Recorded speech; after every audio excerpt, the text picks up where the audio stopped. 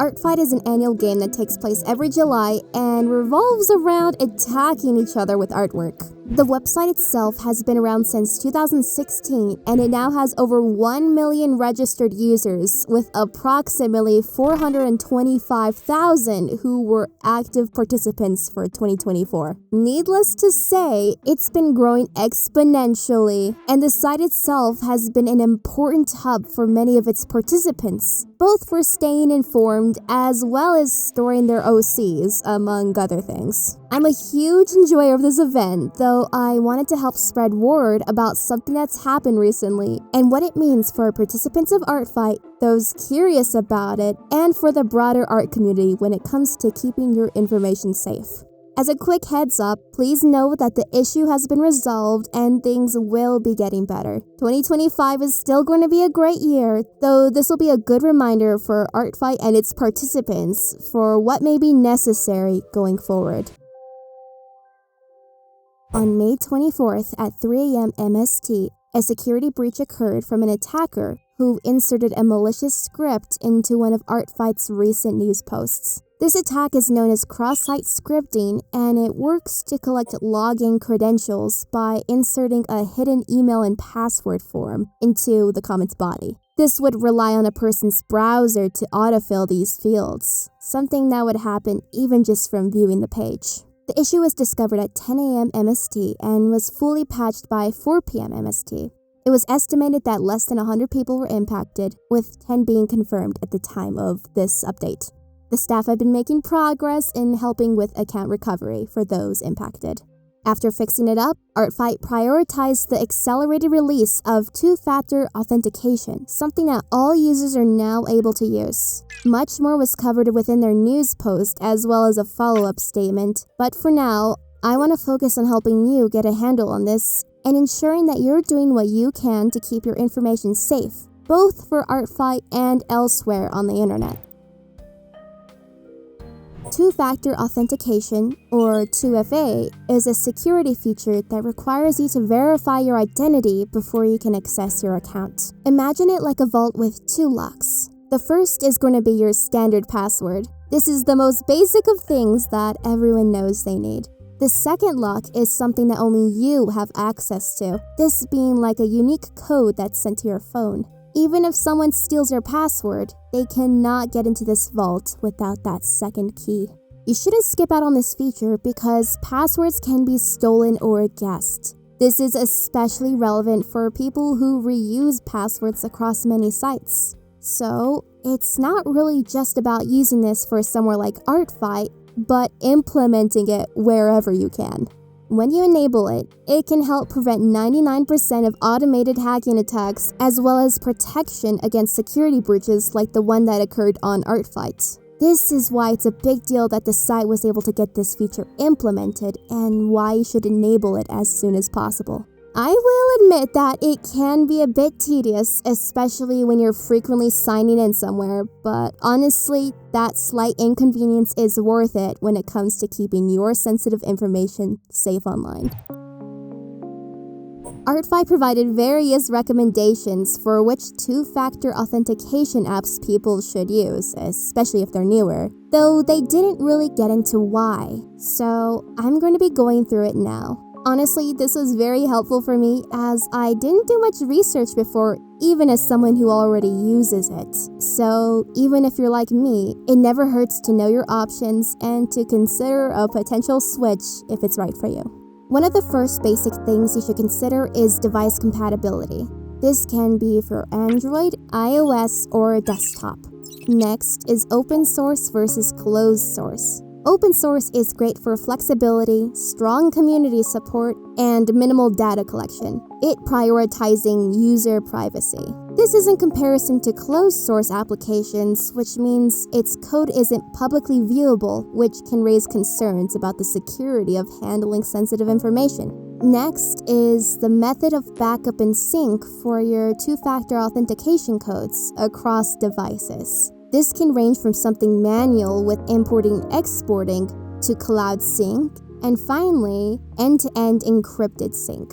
This is an important one because you'll need to think about the trade-offs between the convenience of CloudSync and the security, like local storage.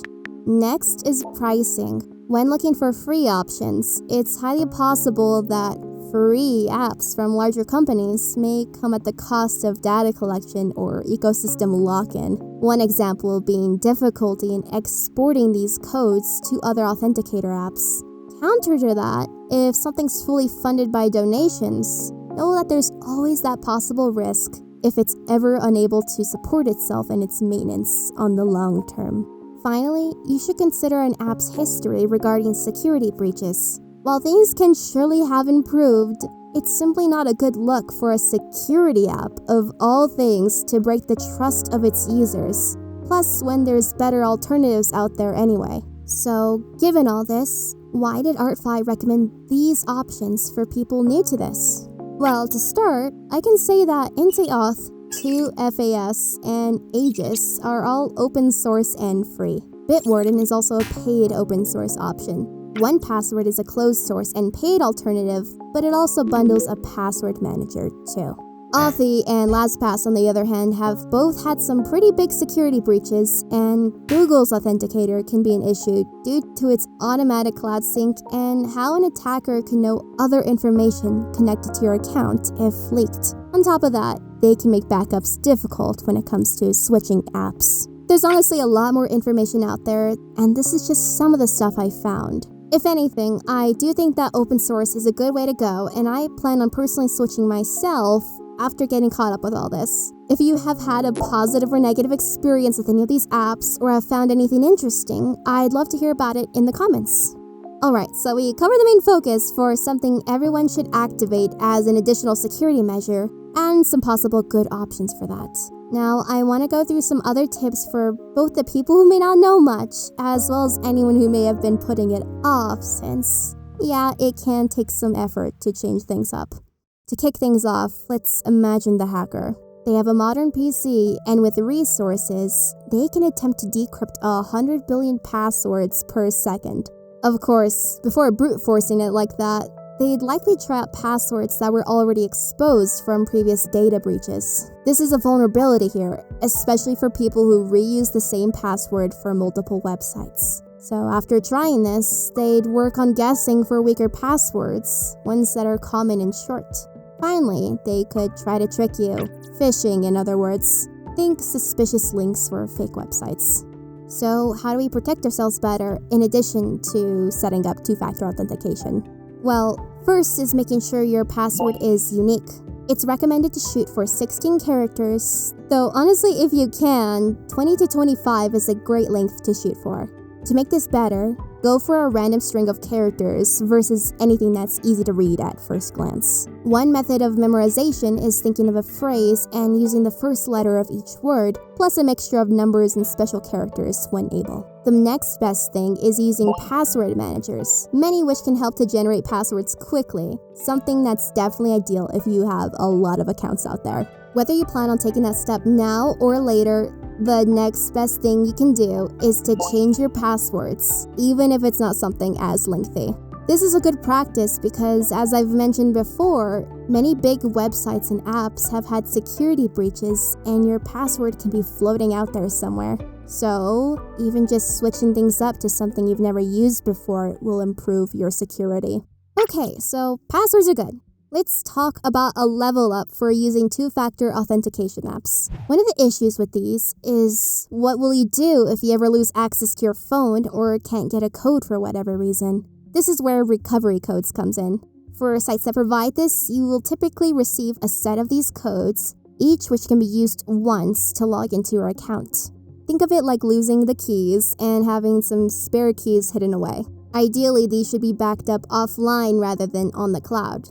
So some options could be like a USB stick or an encrypted password manager. For a more manual route, you could print this out and lock it in a safe or somewhere else that's secure. We covered the main ones, but we're going to quickly go through a few other tips as well. Use a VPN service to protect your privacy and anonymity. Don't save passwords to your browser if you share a computer or go out often with your device. Avoid public Wi-Fi when possible. Keep your software up to date. Don't click unfamiliar attachments or links. Don't share personal information, even stuff like filling out surveys. Have antivirus protection installed.